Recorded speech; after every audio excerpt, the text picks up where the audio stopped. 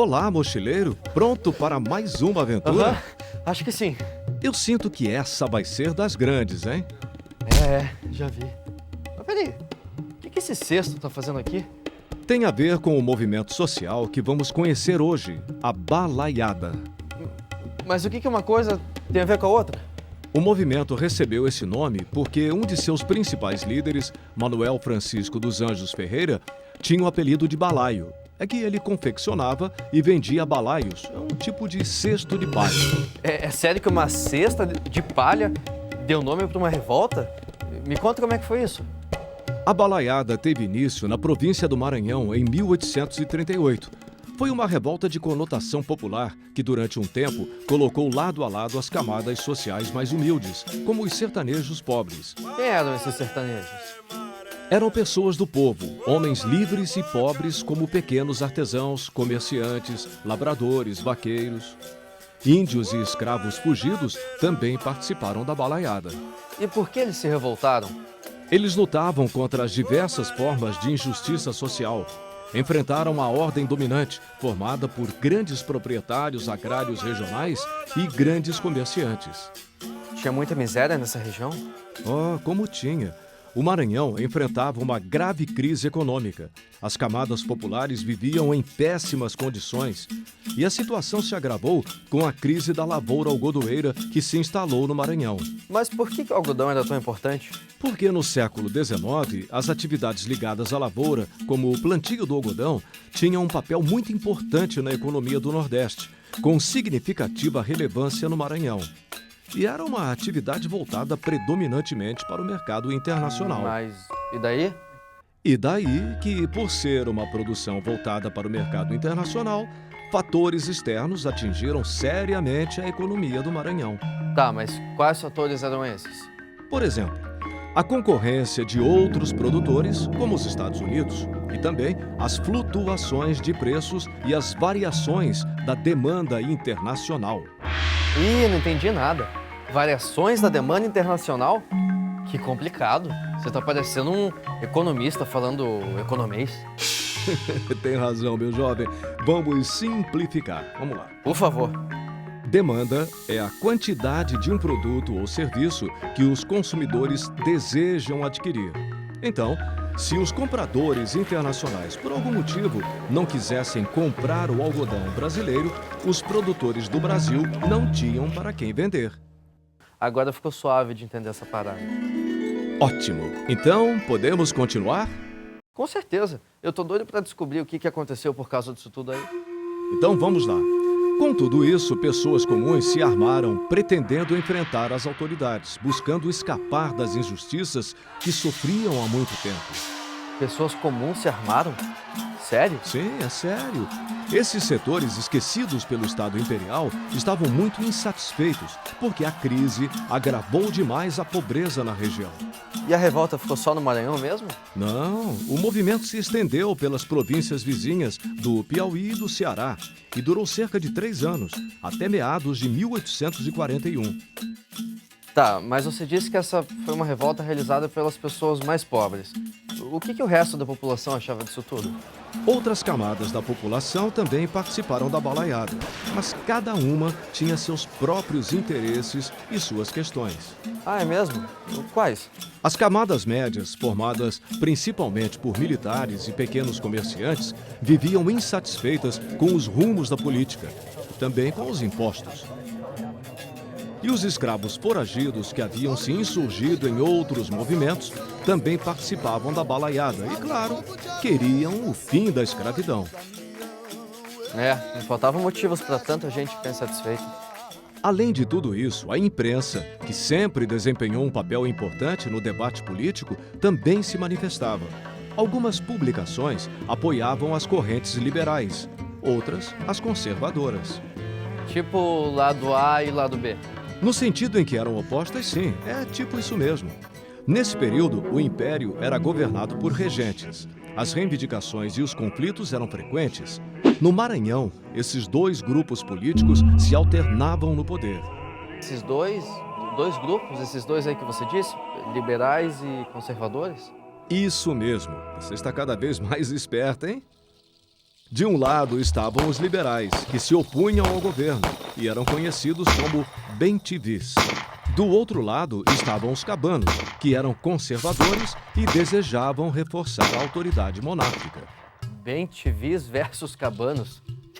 Que coisa! E no momento em que ocorreu a balaiada, os cabanos governavam o Maranhão. Por isso, os bem-te-vis apoiaram a revolta, numa tentativa de enfraquecer o governo dos cabanos. Saquei. Mas o que fez a revolta começar para valer? O estopim da balaiada aconteceu em 13 de dezembro de 1838. Nesse dia, o vaqueiro Raimundo Gomes, mais conhecido como Cara Preta, conduzia uma boiada que pertencia à fazenda do Padre Inácio Mendes, um bem-te-vi. Quando o Cara Preta chegou a um povoado que era administrado por José Egito, um cabano, a coisa ficou feia. É mesmo? O que houve? O administrador da vila ordenou a prisão do irmão do Cara Preta, um sujeito que já enfrentava problemas com a justiça. Nossa, o Cara Preta deve ter ficado de cara com essa situação. Sim, ele ficou inconformado e invadiu a cadeia pública, libertando não só o seu irmão, mas também outros aprisionados. E os guardas da prisão não fizeram nada? Fizeram sim. Ficaram do lado do Cara Preta. Oi? Os guardas ficaram do lado dos prisioneiros? É que naquela época, os recrutamentos para o exército e para a marinha eram obrigatórios. Por isso, os próprios guardas não estavam satisfeitos com a situação e aproveitaram para aderir ao movimento. Uau! Todo mundo entrou no bonde. Isso mesmo, os enfrentamentos se generalizaram. A balaiada tornou-se um movimento das massas sertanejas.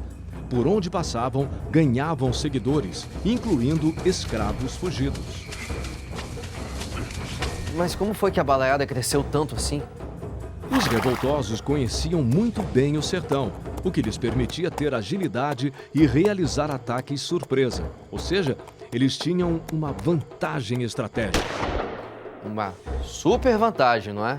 Sem dúvida, essa vantagem foi um dos fatores que tornaram a balaiada um dos mais sérios e notáveis movimentos populares do Brasil. Mas essa vantagem garantiu a vitória dos balaios?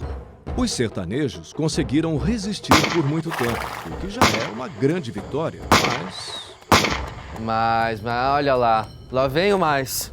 Mas, é claro, as ações da massa sertaneja durante a balaiada representaram graves ameaças para as autoridades do governo. E é lógico, o governo reagiu para acabar com o movimento. Meu jovem, eu estou realmente impressionado com a sua perspicácia. Aconteceu o seguinte: em 1839, os sertanejos tomaram a vila de Caxias, a segunda cidade do Maranhão em importância. Eles organizaram um conselho militar que admitiu elementos bem-te-vis da cidade. E o que esse conselho fez? Enviou uma delegação à capital São Luís que levou uma proposta ao presidente da província. Entre outros pontos, o presidente deveria entregar sem resistência a sede do governo maranhense. E ele entregou? Não, ele não aceitou as condições dos revoltosos e pediu auxílio ao Rio de Janeiro. As autoridades governamentais, temendo o fortalecimento da balaiada, iniciaram uma violenta repressão, comandada pelo coronel Luiz Alves de Lima e Silva, o futuro Barão de Caxias. E o que aconteceu depois? O movimento dos balaios ficou cada vez mais radical, aprofundando as diferenças entre seus próprios integrantes. Ih, já vi que quem antes estava unido começou a se desentender. Exatamente. Sem unidade e com muitas divergências entre os seus líderes, o movimento perdeu também o apoio dos bem-te-vis. Ué, mas eles não estavam apoiando a balaiada para provocar os cabanos? Sim, mas após tentarem tirar vantagens da revolta, os bem-te-vis deixaram de apoiá-la, quando viram que a balaiada havia assumido um caminho radical. Daí, passaram a colaborar com a repressão. Tudo vira casaca. E o tal do Caxias nessa história? O futuro Barão de Caxias se aproveitou das rivalidades entre os líderes balaios e enfrentou os rebeldes espalhados pelo sertão.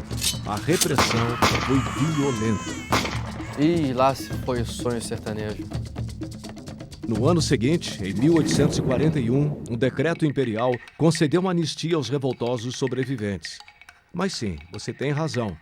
Este foi mais um movimento popular que foi contido pelas forças conservadoras. Mas esse mesmo movimento serviu para mostrar que quando o povo não tem condições mínimas de sobrevivência, ele reage. A força do povo é a parada que eu acho mais incrível nessas histórias todas que você já me contou. Mas sabe que eu ainda fico muito bolado com toda essa dificuldade que a nossa gente encontra para ter uma vida melhor. Caro viajante, não é fácil, viu? Mas uma coisa eu acho que você já entendeu. A gente não pode mudar o passado, mas a gente pode aprender com ele. Pode aprender com ele. Ah, eu sabia que você ia falar isso. Sinal de que você realmente entendeu o meu recado. É lógico, você sempre fala a mesma coisa no final de toda viagem. Aí eu entendi, né? A gente precisa conhecer o passado para não dar os mesmos moles no presente. Muito bem, caro viajante. Isso é tudo o que eu queria ouvir. Sério? Então eu fiz uma pontuação boa? Dessa vez, você vai me falar quantos pontos eu já fiz? Sim, você alcançou a pontuação máxima. Parabéns! Estou muito orgulhoso de você, meu querido mochileiro do futuro. E agora, você já pode passar para a próxima fase. Eu tô prontaço para a próxima fase. Quando é que a gente começa? Meu jovem, agora você já está pronto para continuar o seu caminho por você mesmo. Hã? O que você quer dizer com isso? Quero dizer que agora você deve passar adiante essa oportunidade de aprender com o passado e transformar o presente. Como assim? Quer dizer que chegou o fim das nossas viagens? É o começo de uma nova e longa jornada. Você provou estar apto a pensar com a sua própria cabeça e a caminhar com seus próprios pés. Quando voltar, deixe os óculos onde você os encontrou, para que a aventura do aprendizado jamais tenha fim. E lembre-se que Einstein já dizia: passado, presente e futuro são apenas ilusões. Estaremos juntos para sempre.